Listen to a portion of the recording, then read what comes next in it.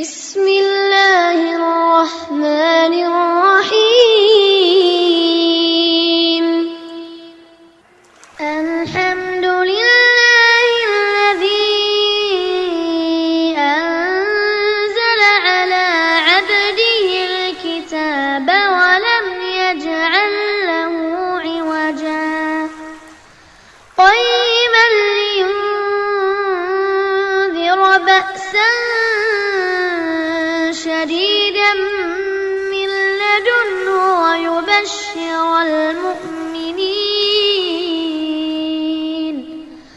ويبشر المؤمنين الذين يعملون الصالحات أن لهم أجرا حسنا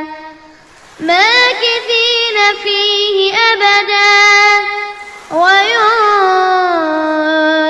الذين قالوا اتخذ الله ولدا ما لهم به من علم ولا لآبائهم كبرت كلمة تخرج من أفواههم إن يقولون إلا كذبا فلعلك باخع نفسك على آثارهم إن لم يؤمنوا بهذا الحديث أسفا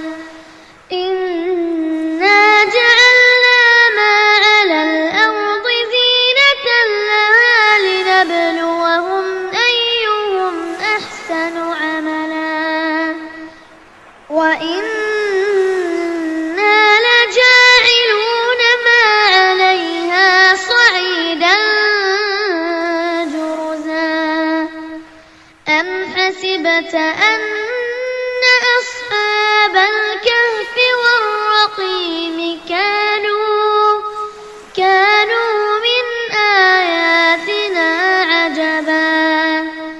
إذ أوى الفتية إلى الكهف فقالوا ربنا آتنا من لدنك رحمة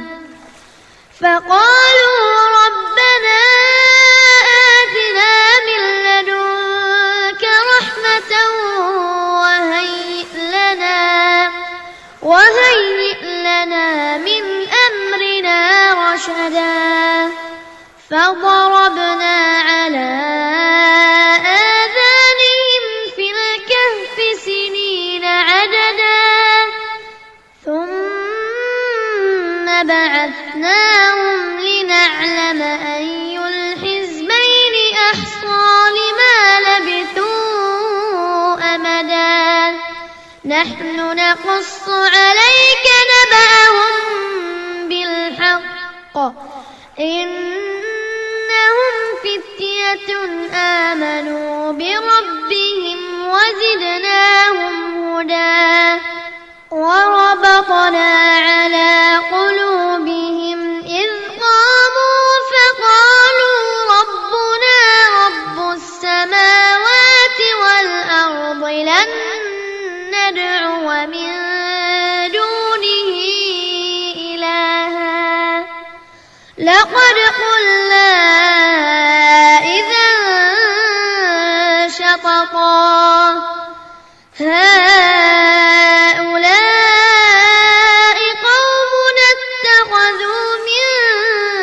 دونه آلهة لولا يأتون عليهم بسلطان بين فمن أظلم ممن افترى على الله كذبا وإذ اعتزلتموهم وما يعبدون إلا الله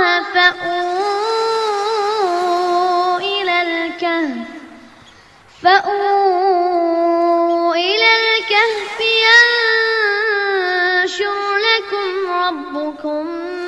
من رحمته ويهيئ ويهيئ لكم من أمركم مرفقا وترى الشمس إذا طلعت تزاور عن كهفهم ذات اليمين وإذا غربت تقرضهم ذات الشمال وهم في فجوة منه ذلك من آيات الله من يهد الله فهو المهتد ومن يضلل فلن تجد له وليا مرشدا وتحسبهم أيقاظا وهم رقود ونقلبهم ذات اليمين وذات الشمال وكلبهم باسط ذراعيه بالوصيد لو اطلعت عليهم لوليت منهم فرارا ولملئت منهم رعبا وكذلك بعثناهم ليتساءلوا بينهم قال قائل منهم كم لبثتم قالوا لبثنا يوما أو بعض يوم قالوا ربكم أعلم بما لبثتم فابعثوا أحدكم بورقكم هذه إلى المدينة فلينظر أيها أزكى طعاما فليأتكم برزق منه وليتلطف ولا يشعرن بكم أحدا إنهم إن يظهروا عليكم يرجموكم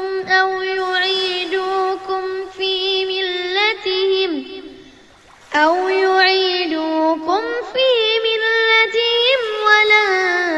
تفلحوا إذا أبدا وكذلك أعثرنا عليهم ليعلموا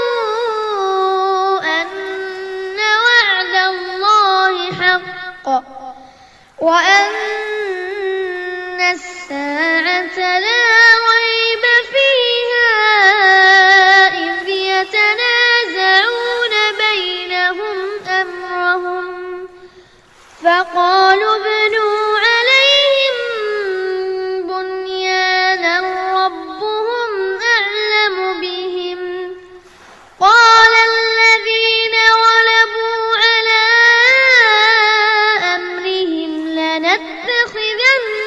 عليهم مسجدا سيقولون ثلاثة رابعهم كلبهم ويقولون خمسة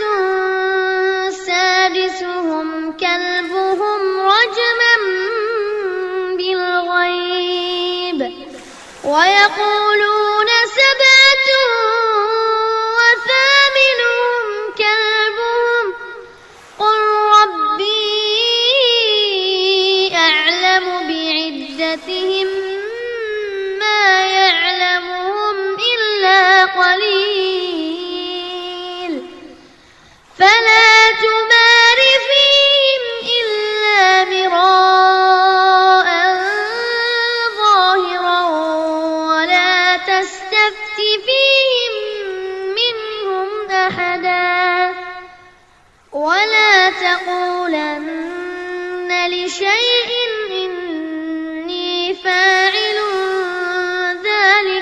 رشدا إلا أن يشاء الله واذكر ربك إذا نسيت وقل عسى أن يهديني ربي لأقرب من هذا رشدا ولبثوا في كهفهم 300 سنين وازدادوا 9 قل الله أعلم بما لبثوا له غيب السماوات والأرض أبصر به وأسمع ما لهم من دونه من ولي ولا يشرك في حكمه أحدا واتل ما أوحي إليك من كتاب ربك لا مبدل لكلماته ولن تجد من دونه ملتحدا واصبر نفسك مع الذين يدعون ربهم بالغداة والعشي يريدون وجهه ولا تعد عيناك عنهم تريد زينة الحياة الدنيا ولا تطع من أغفلنا قلبه عن ذكرنا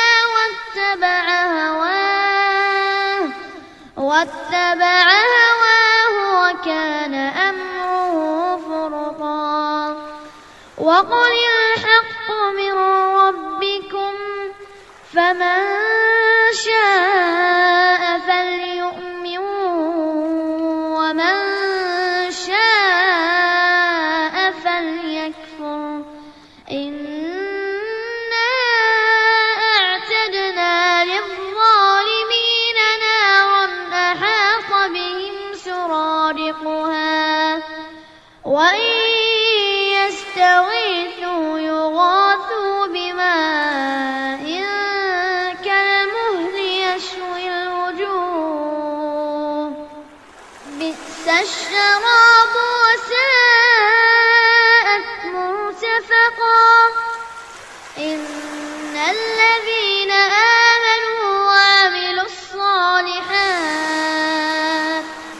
وعملوا الصالحات إنا لا نضيع أجر من أحسن عملا أولئك لهم جنات عدن تجري من تحتهم الأنهار يحلون فيها من أساور من ذهب ويلبسون ثيابا خضرا من سندس واستبرق متكئين فيها على الأرائك نعم الثواب وحسنت مرتفقا واضرب لهم مثلا رجلين جعلنا لأحدهما جنتين من أعناب وحففناهما بنخل وجعلنا بينهما زرعا كلتا الجنتين آتت أكلها ولم تظلم منه شيئا وفجرنا خلالهما نهرا وكان له ثمر فقال لصاحبه وهو يحاوره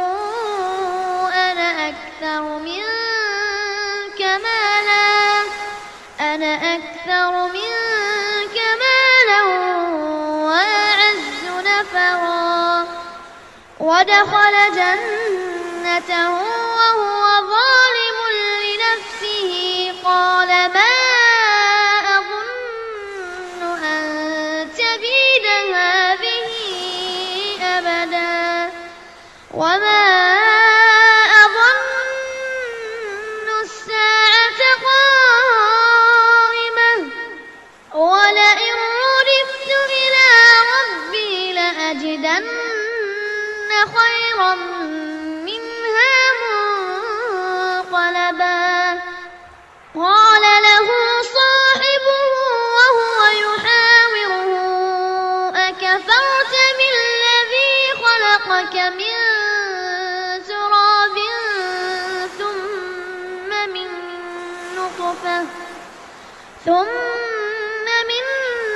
نطفة ثم سواك رجلا لكن هو الله ربي ولا أشرك بربي أحدا ولولا إذ دخلت جنتك قلت ما شاء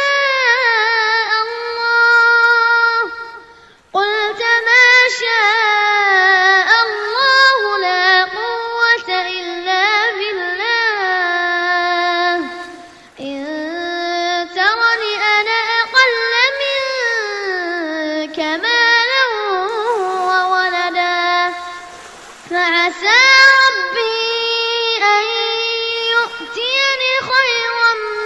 من جنتك ويرسل عليها حسبانا من السماء فتصبح صعيدا زلقا أو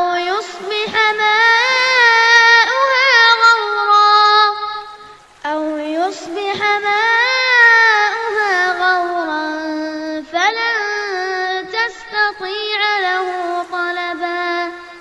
وأحيط بثمره فأصبح يقلب كفيه على ما أنفق فيها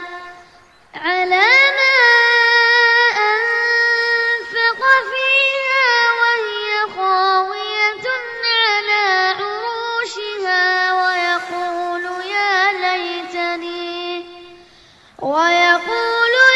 ليتني لم أشرك بربي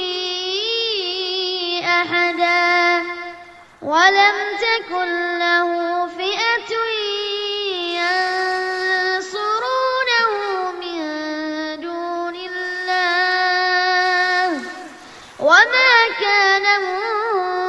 منتصرا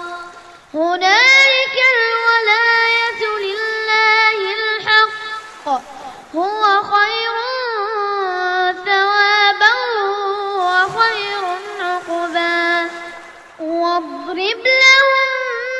مثل الحياة الدنيا كماء أنزلناه من السماء فاختلط به نبات الأرض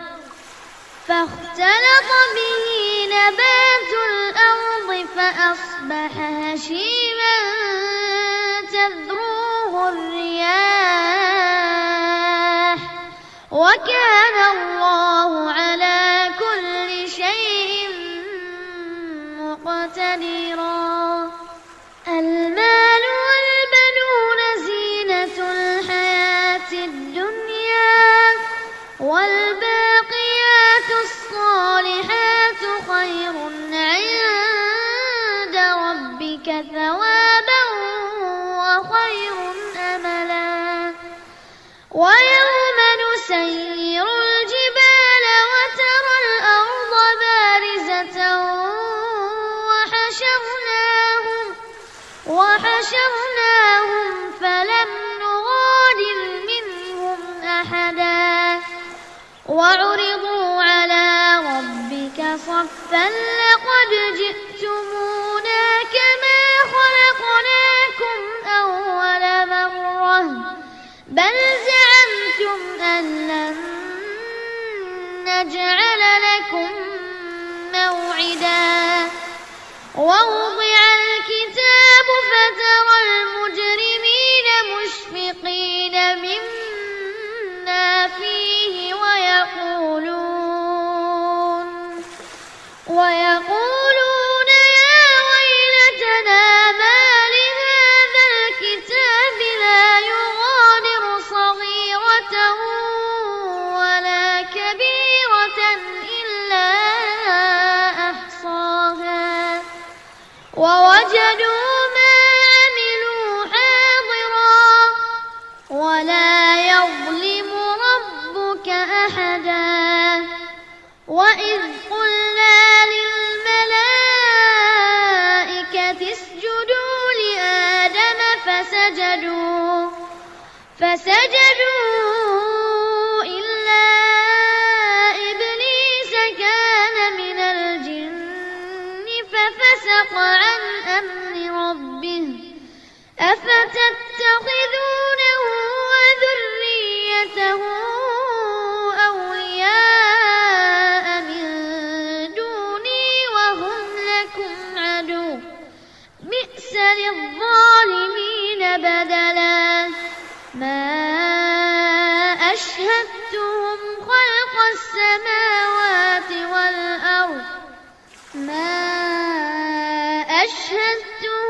خلق السماوات والأرض ولا خلق أنفسهم وما كنت متخذ المضلين عضدا ويوم يقول نادوا شركائي الذين زعمتم فدعوهم فلم يستجيبوا لهم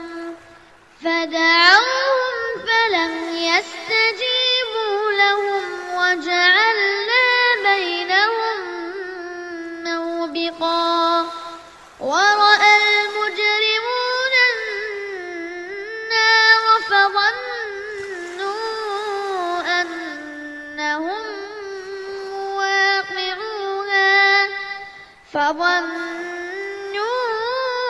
أنهم مواقعوها ولم يجدوا عنها مصرفا ولقد صرفنا في هذا القرآن للناس من كل مثل وكان الإنسان أكثر شيء جدلا وما منع الناس أن يؤمنوا إذ جاءهم الهدى ويستغفروا ربهم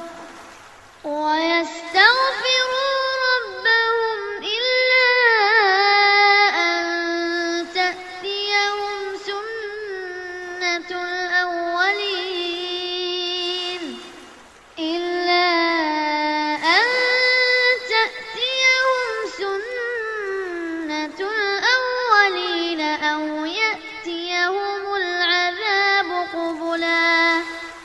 وما نرسل المرسلين إلا مبشرين ومنذرين ويجادل الذين كفروا بالباطل ليدحضوا به الحق واتخذوا آياتي وما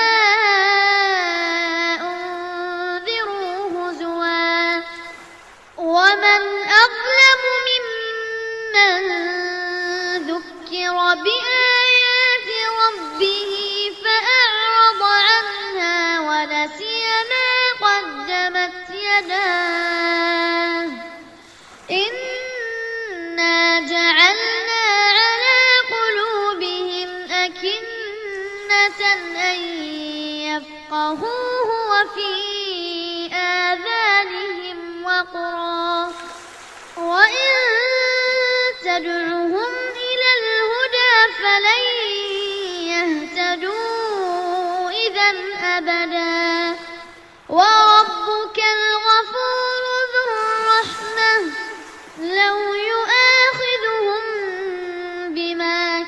كذبوا لعجل لهم العذاب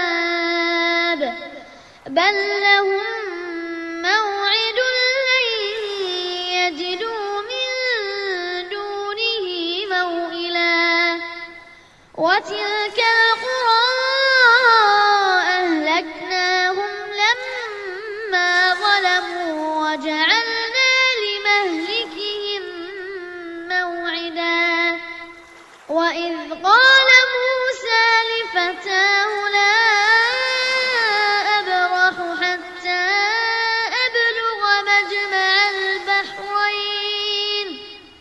حتى أبلغ مجمع البحرين أو أمضي حقبا فلما بلغا مجمع بينهما نسيا حوتهما فاتخذ سبيله في البحر سربا فلما جاوزا قال لفتاه آتنا غداءنا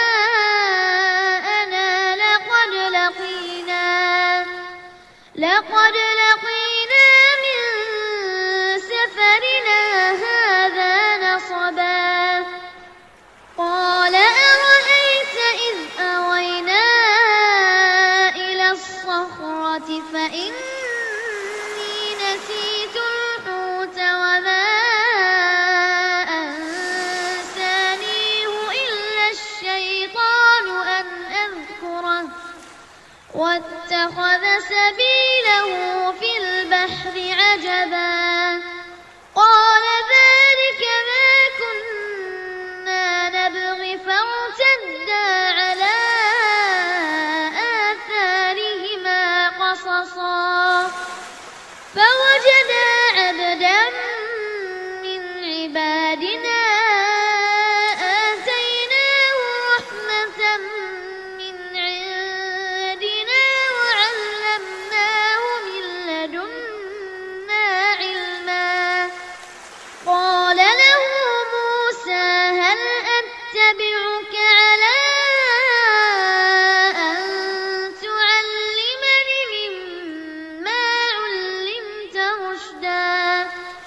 قال إنك لن تستطيع معي صبرا وكيف تصبر على ما لم تحط به خبرا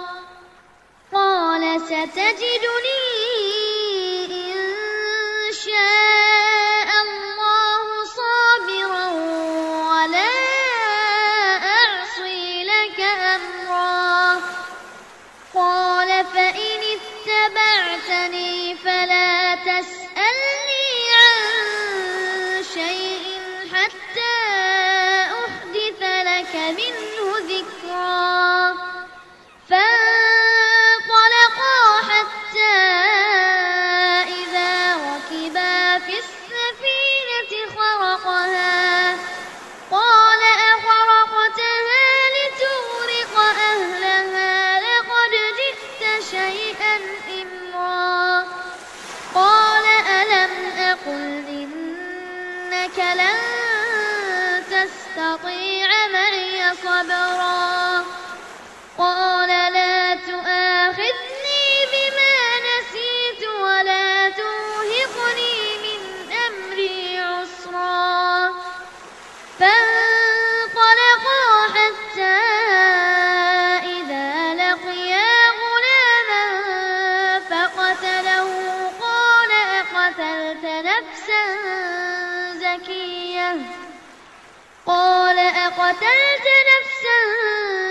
زكية بغير نفس لقد جئت شيئا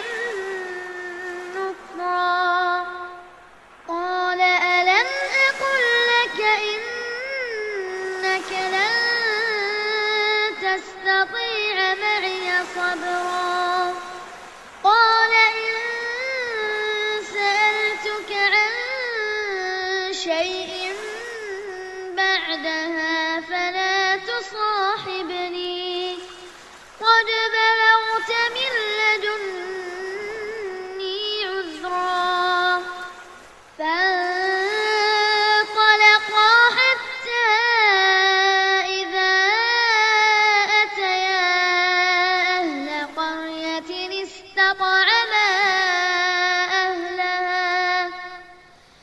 استطعما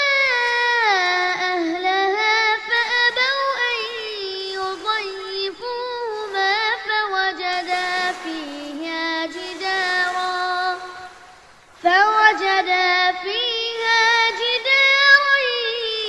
يريد أن ينقض فأقامه قال لو شئت لاتخذت عليه أجرا قال هذا فراق بيني وبينك سأنبئك بتأويل ما لم تستطع عليه صبرا أما السفينة فكانت لمساكين يعملون في البحر فأردت أن أعيبها وكان وراءهم ملك يأخذ كل سفينة غصبا وأما الغلام فكان أبواه مؤمنين فخشينا أن يرهقهما طغيانا وكفرا فأردنا أن يبدلهما ربهما خيرا منه زكاة وأقرب رحما وأما الجدار فكان لغلامين يتيمين في المدينة وكان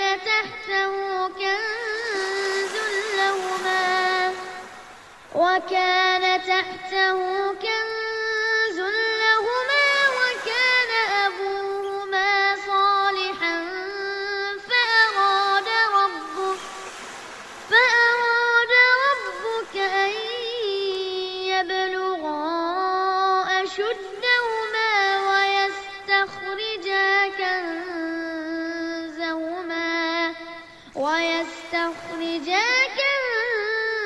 كنزهما رحمة من ربك وما فعلته عن أمري ذلك تأويل ما لم تسطع عليه صبرا ويسألونك عن ذي القرنين قل سأتلو عليكم منه ذكرا إنا مكنا له في الأرض وآتيناه من كل شيء سببا فأتبع سببا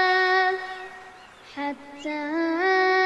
إذا بلغ مغرب الشمس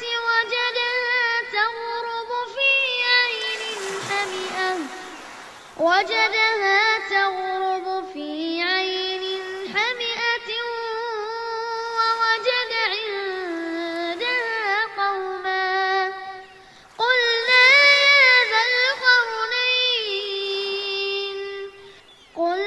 يا ذا القرنين إما أن تعذب وإما أن تتخذ فيهم حسنا قال أما من ظلم فسوف نعذبه ثم يرد إلى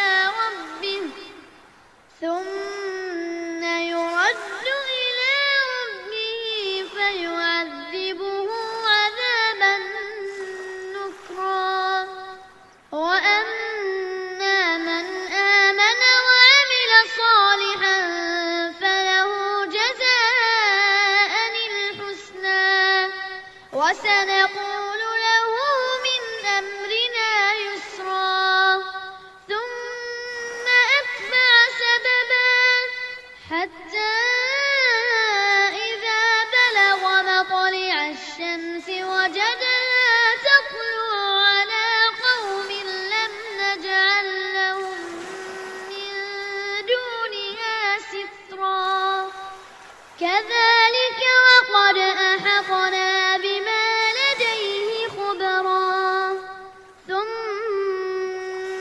فأتبع سببا حتى إذا بلغ بين السدين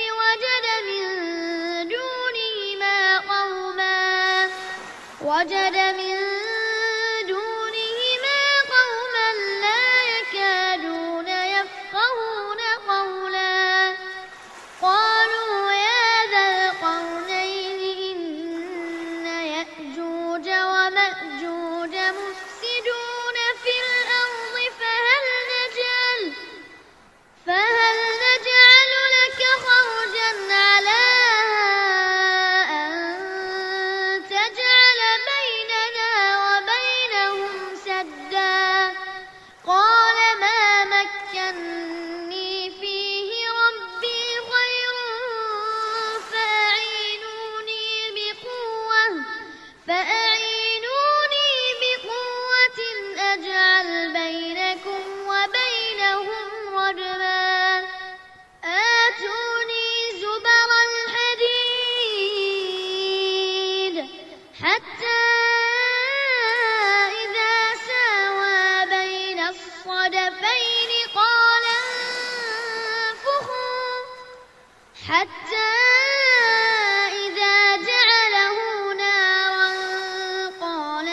آتوني أفرغ عليه قطرا فما استطاعوا أن يظهروه وما استطاعوا له نقبا قال هذا رحمة من ربي فإذا جاء وعد ربي جعله دكا وكان وعد ربي حقا وتركنا بعضهم يومئذ يموج في بعض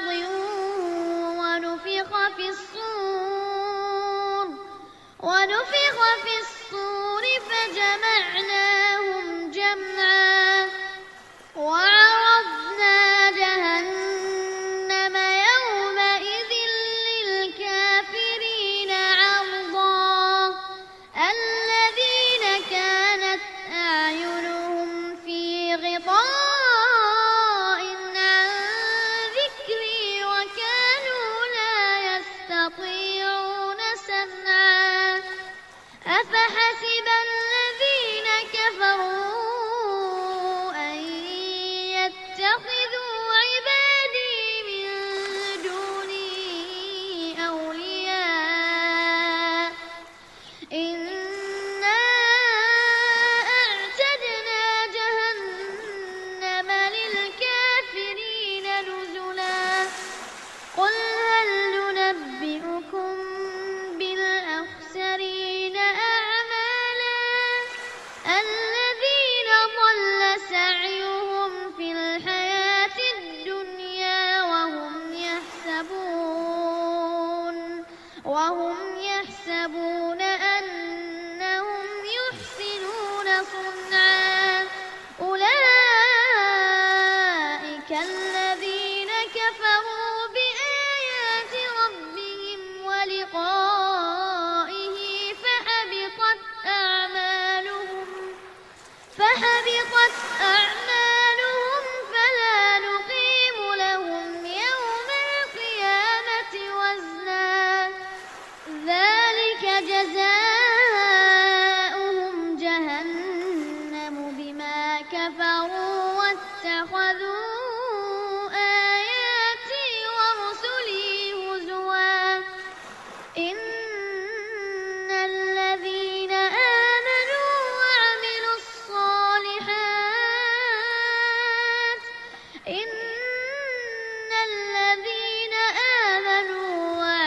الصالحات كانوا